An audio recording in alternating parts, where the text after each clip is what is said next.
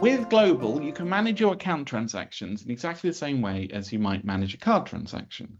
So what that means is, just as a card transaction comes in and you can give it a label, give it a note, assign it to a particular category, you can do that with your payments and expenses, your payments from the platform as well.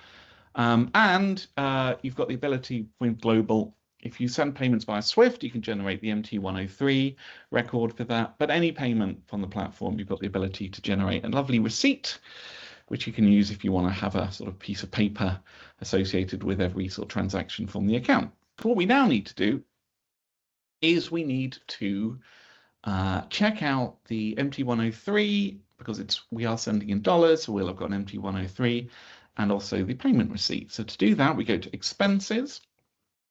And here we go. You see you've got two tabs in expenses. You've got card transactions, which are all the expenses from your cards. And then you've got account transactions, which is all the latest purchases and payments. What we'll do is we'll show you the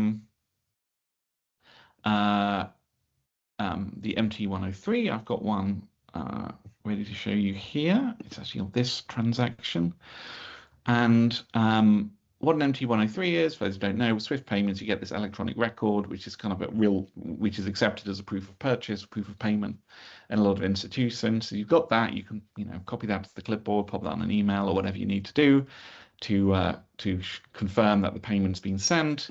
You've also got, for your accounting purposes, the ability to generate a payment receipt. I can pop that open in the browser, and that is your electronic confirmation PDF that the transaction's been made. So you can use that if you are working with accountants that like to have a bit of paper for every transaction leaving your account, and who doesn't.